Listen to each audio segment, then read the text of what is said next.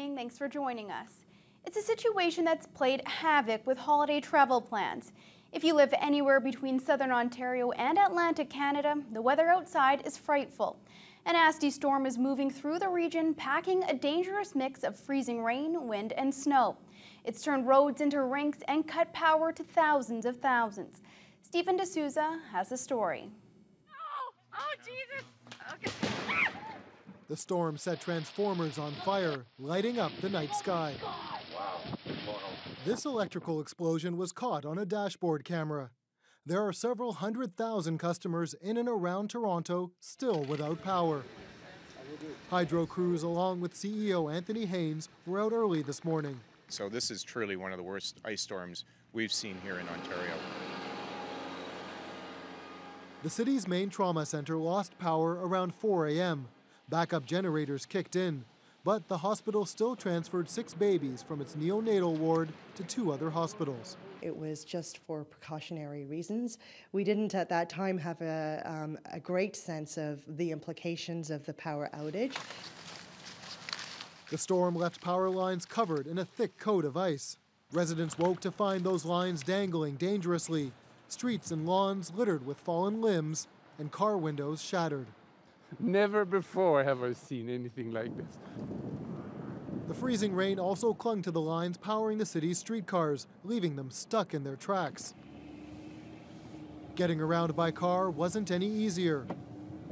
Some roads were totally impassable. Officials warned drivers to stay home unless absolutely necessary. Some people got creative, while those looking to get out of town were warned to call ahead and pack plenty of patience. At Toronto's Pearson Airport, many flights were delayed.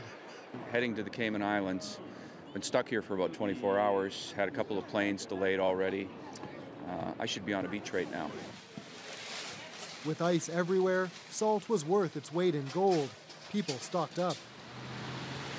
Gas, too, became a valuable commodity with no power at some stations.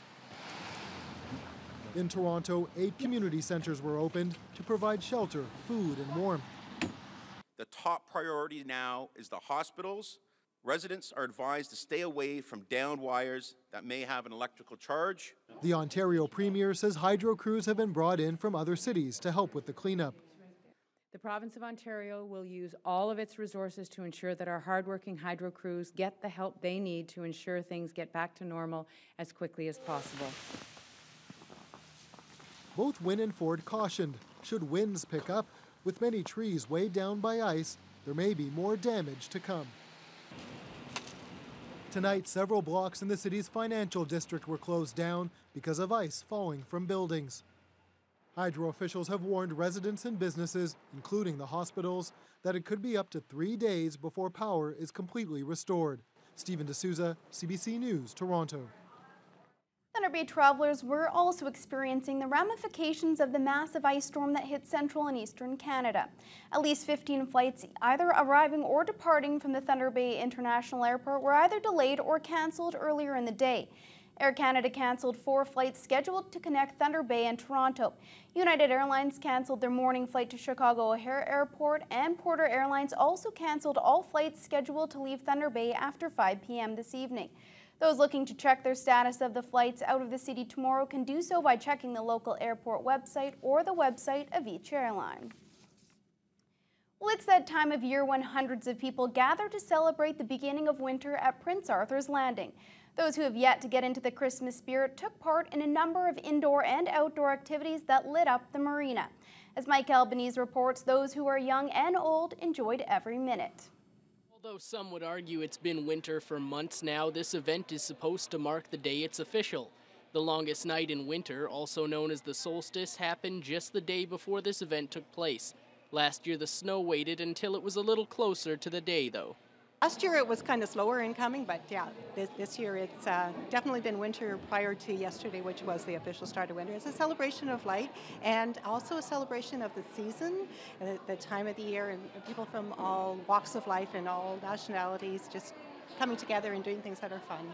The second annual Spark in the Park is indeed a celebration of light on our darkest day, but it is also being used to help recycle some products and even feed some birds. There's a number of activities at tables where we are recycling materials to make bird food for the winter to decorate our wonderful big Christmas tree that we have outside.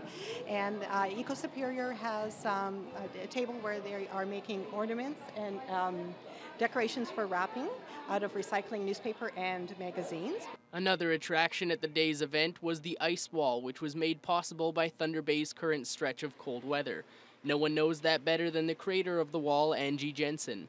I've spent probably about a month of evenings outside starting the ice wall, but we've had the public and the kids bringing out ice blocks today for us that they froze in 2-liter milk cartons, and we've been adding on to the ice wall. So we're going to keep working on this until Family Day, and hopefully we'll have it big enough, and then we're going to do either an ice painting or an ice etching into the wall for Family Day. The idea to bring people and families together at 2 different times for this one wall is a great and creative idea. Jensen is hoping that the wall makes it to February and that more people come out. She was happy with the turnout today, but the cold weather didn't permit them to stay long. We've had quite a few people. They haven't stayed long because it's been very cold out today, but I'd say we've had probably about 50 people, you know, kids, families coming out and laying a block, bringing us some ice blocks. Anybody, if they want to still bring ice blocks, we're like really happy to have them. Some people may not realize, but Christmas can be just about as dark a time as the solstice for some people who may not have any family in town to spend it with. Jensen realizes the importance of events like today and is excited to be able to provide people with a different kind of light. This tends to be a little bit sometimes, you know, a dark time for some people, so getting families out, getting the kids out, people can come and see, you know, all the fun in that, getting people active in the community. I think it means a lot to them.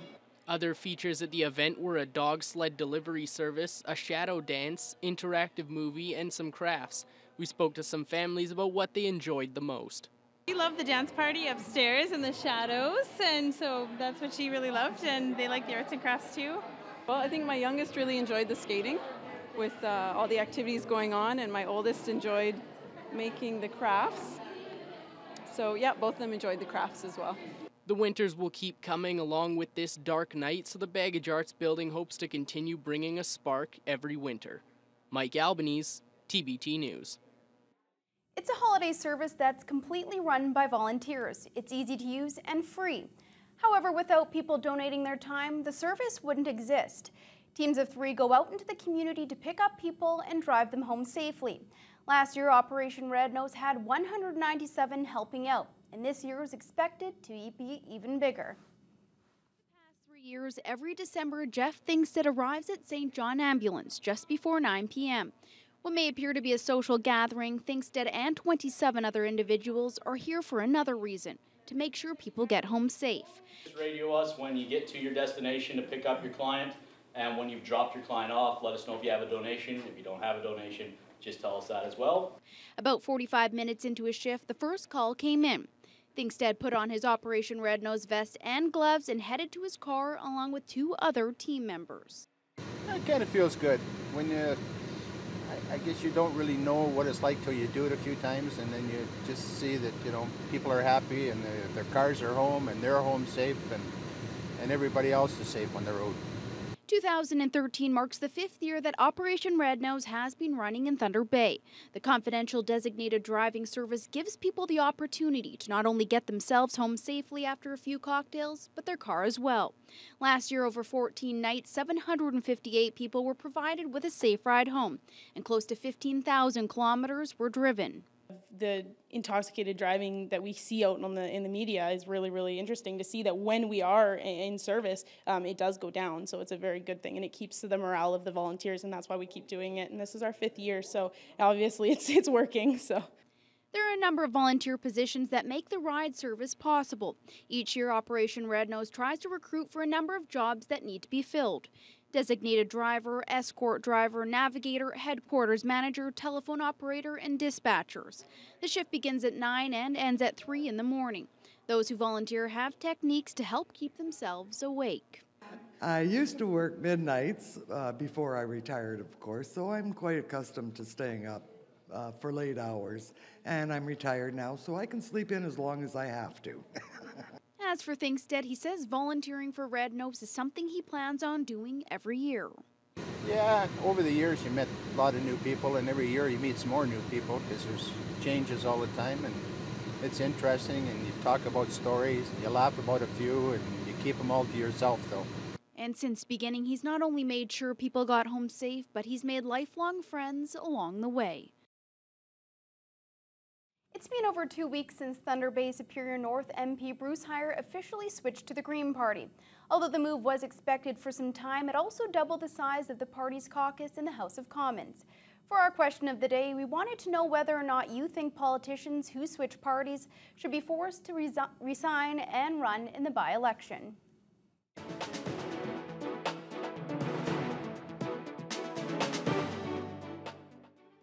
No, I don't think they should be forced to run in by-elections. I think if they want to change parties, I think that should be a prerogative, and it should be according to the ministers in that party. As far as Heyer is concerned, yes, I feel we should have a by-election on that. Why? Because he changed parties. Yes, I do. He needs to prove himself, prove his loyalty. Yes, I agree. What? For a by-election, if he's switching parties, why not? I think he should start fresh. You think? Sorry? He should have to start fresh like everybody else. Not use what he had in the past to get him any better footing from where he went. Yes, What? because it's different principles. To me, that's just different. They represent different things, so he should have a by-election. So Ryan, it's been a busy night in the sports world. Yeah, so busy I was worried that I wasn't going to get up here in time. We had hockey, we had some basketball, also the World Juniors. I got one thing to say, it's a good thing the tournament doesn't start until Boxing Day because they have some work to do if today is any indication. I'll have that story for you coming up right after the break. Lifting man that would ever pass him the puck in that situation. No, chances.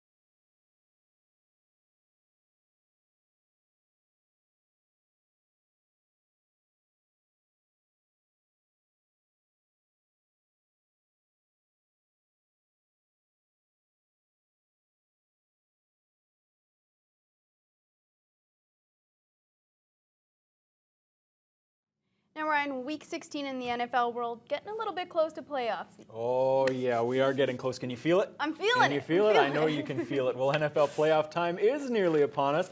We had some playoff clinching performances today in Week 16. Some teams, meanwhile, whiffed on their opportunities. And, of course, we had Peyton Manning, who broke the single-season touchdown record. We'll start there. Houston, where the Denver Broncos roll over the lowly Texans. Here's the record-setting TD pass to Julius Thomas, Manning's 51st of the season, breaking the old mark held by Tom Brady, who coincidentally took it from Manning in 2007. Saints-Panthers in a battle for top spot in the NFC South. Drew Brees finds Jimmy Graham. New Orleans by 3 with 6 to play. But how about Cam Newton and the Carolina Panthers? They drive 65 yards in 32 seconds.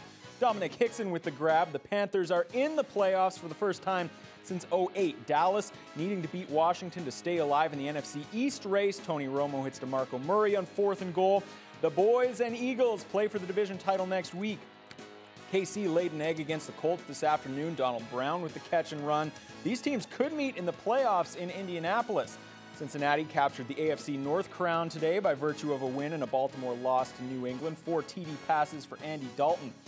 It had been nearly 2 years since a visiting team won in Seattle, but the Arizona Cardinals did it today with great defense. Carson Palmer hits Michael Floyd to clinch the win. Arizona's still alive, though barely, in the NFC playoff race. The Lions, they're no longer alive after Josh Brown won this game in overtime for the Giants. Detroit's eliminated. Tough to imagine Jim Schwartz is still coaching the team next season.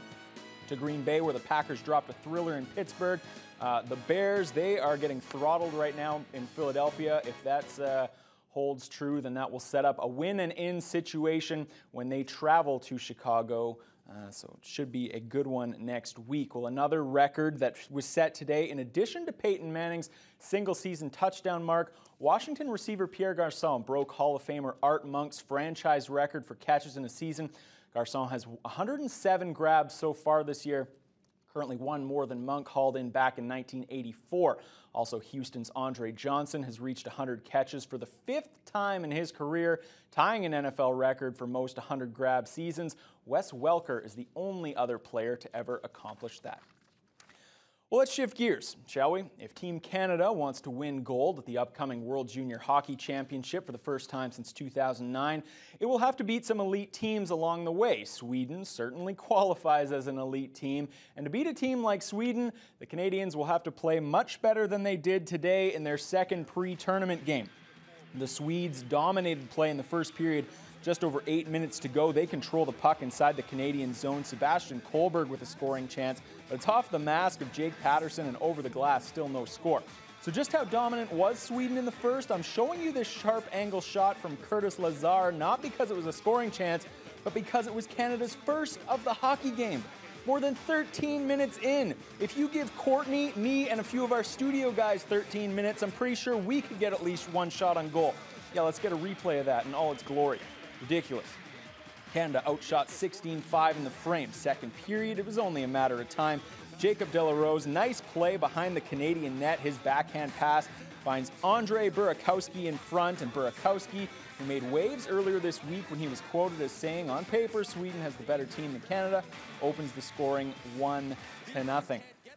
3 minutes later, Canadian defenseman Matthew Dumbuck goes knee-to-knee on Erik Karlsson. That's a 5-minute major and a game misconduct. Sweden, well, they literally use every second of the ensuing 5-minute power play. Alexander Venberg out front to Andreas Janssen, and with 1 second left in the man advantage, the Swedes have some insurance to the delight of the home crowd. Late in the period, the red and white with an opportunity to get back in it on a power play of their own, they can't capitalize. That brings us to the third, where once again, Sweden's special teams, pretty special. Lucas Bäckström just pounds it over the glove of Jake Patterson. Sweden looks to be in mid-tournament form. Canada clearly still has some issues to work out before the opener on Boxing Day. They lose 3-0. A top-end team, and they're a team that that plays hard. They skate. They play with emotion and skill, and we had guys that didn't tonight, and it just shows that skill's overrated unless you have a work ethic and a compete level that you have to have with it. I didn't think tonight we were very good in those areas. Obviously, we know they have a lot of skill. They're a great hockey team. They have a lot of skill. They work really hard with that skill, and they make things out of nothing sometimes. But we just got to play the structure, stick to it, and come out with the learning experience out of this. It's a very important learning experience, and we're going to get better every day. Meanwhile, just 2 games on the NHL schedule. The Rangers beat the Wild 4-1. Vancouver, they edged the Jets 2-1. Roberto Luongo, though, forced to leave that game with an injury. No word yet on his condition. We turn our attention to the association now. Oklahoma City has thundered through its first 13 home games this NBA season without a loss. The perfect record was on the line, as was a 9-game winning streak tonight, with league-leading OKC hosting the Toronto Raptors. Kevin Durant, league's leading scorer, averaging more than 28 points per game. Toronto's DeMar DeRozan, he's in 14th at 21.3. This is just one reason why. How about the nice reverse layup to tie things at 17? 1.5 minutes later, Raps looking to go up by 5. Terrence Ross, though, denied by Jeremy Lamb. Nice defense from the big fella as he takes the ball right off the hand of T. Ross. Second quarter, Lamb defending DeRozan this time, and not as much success. DeMar uses the youngster as a human turnstile. DeRozan had 17 on the night. Toronto, surprise, surprise, a 6-point lead over one of the best teams in the NBA. Back come the Thunder, though. Russell Westbrook with the pull-up jumper. He had a game-high 27. How about their other superstar, Durant? Spots up and drains the 3-ball. Westbrook with one of his 5 assists on the play. OKC led by as many as 11 in the third, but in the final frame, John Salmons can't get it to fall. But there's Amir Johnson for the putback. Johnson had a double-double, 17 points, 13 rebounds. T.O. down by 5. 5 minutes left now. Salmons gets the runner to fall. Salmons came off the bench to play 30 minutes. He had 14 points. Oklahoma City lead cut to 2. T.O. would then take the lead shortly thereafter. Then Kyle Lowry for 3. It's good. 22 points for Lowry as he leads the Toronto Raptors to a stunning victory over the Thunder, 104-98, as they hand OKC their first home loss of the season. So pretty impressive, Courtney Rutherford. That's what I have to say. It is very impressive. Yes. We'll have your weather next.